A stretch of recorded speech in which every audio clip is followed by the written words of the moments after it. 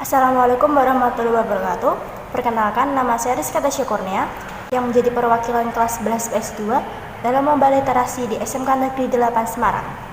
Buku yang saya resensi berjudul Melangkah, yang merupakan jenis buku fantasi karangan J.S. Kairen atau biasa disebut Jombang Santani Kairen, yang diterbitkan pertama kali oleh PT Grasindo di Jakarta pada tahun 2020 bulan Maret dengan ketebalan buku 352 halaman. Melangkah adalah karya ke-11 milik J.S. Kairen.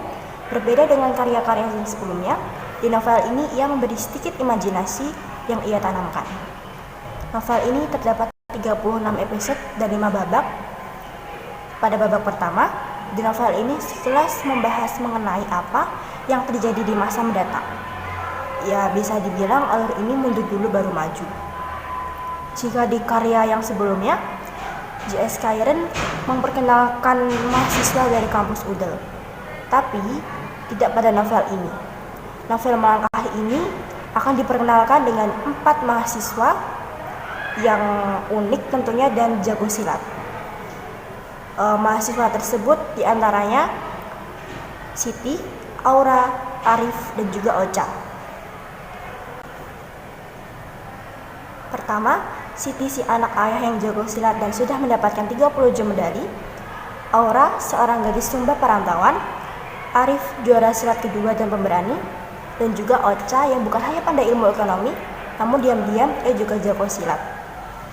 Petualangan keempat mahasiswa itu dimulai saat rencana ingin liburan ke kampung halaman Aura, yaitu berada di daerah Sumba. Petualangan keempat mahasiswa itu dimulai saat rencana ingin liburan ke kampung halaman Aura, yaitu berada di daerah Sumbar. Namun sejak awal rencana kepergian mereka, hal-hal aneh mulai muncul, termasuk tragedi yang terjadi di pesawat, pemadaman listrik, hingga hal-hal mistis ketika berada di Sumbar.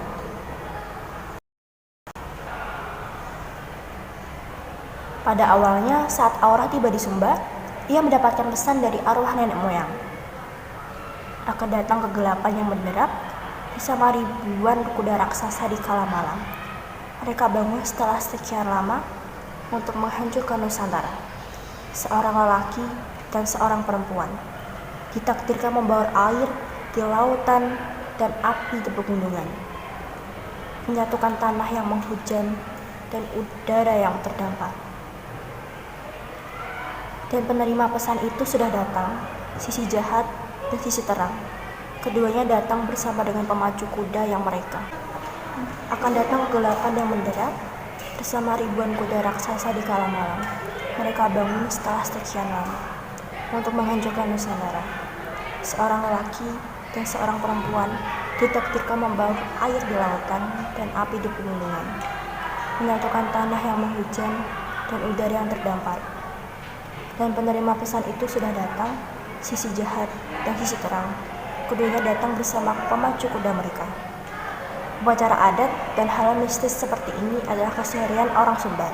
Jadi ya jalani saja, begitulah yang dipikirkan Aura. Novel ini menyinggung bagaimana rakus dan serakahnya manusia terhadap listrik dan dunia. Meski hanya sebuah fiksi, namun terdapat pesan yang sebenarnya ingin disampaikan pada masyarakat luas. Bukan hanya itu saja. Di buku ini juga terdapat dialog antara seorang anak dan ayah yang memberi taktik bagaimana caranya seorang anak bernegosiasi kepada ayahnya.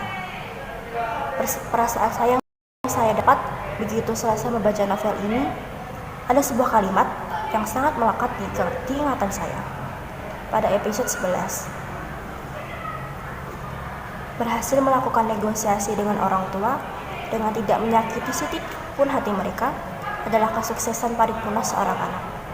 Tidak selamanya kita akan hidup bersama mereka. Masa depan dikayuh dengan peluh dan restu yang utuh. Bab ini membahas tentang konflik anak dengan orang tuanya sendiri. Dan beberapa kritis yang saya suka, perasaan tidak tega adalah anugerah, sebab hanya beberapa orang yang memilikinya. Meski sifat itu bisa menjadi pisau bermata dua, paling tidak kita pernah menjadi manusia memikirkan orang lain. Kemudian, saat kau menyerah pada hal-hal yang mampu mengukir senyummu, Saat itu juga, menu kebahagiaan yang telah lama kau simpan lewat doa, tak jadi diantarkan. Novel ini diakhiri dengan kepulangan 4 mahasiswa ke ibu kota, yaitu Kota Kembang. Kota di mana mereka menjalani kehidupan sebagai mahasiswa pada umumnya. Buku ini bersambung dan mempunyai kelanjutan ceritanya yang berjudul Berlari. Saya akhiri, jika ada kesalahan kata dalam pengucapan, tolong dimaafkan. Karena pada dasarnya saya hanya perempuan yang selalu benar. Wassalamualaikum warahmatullahi wabarakatuh.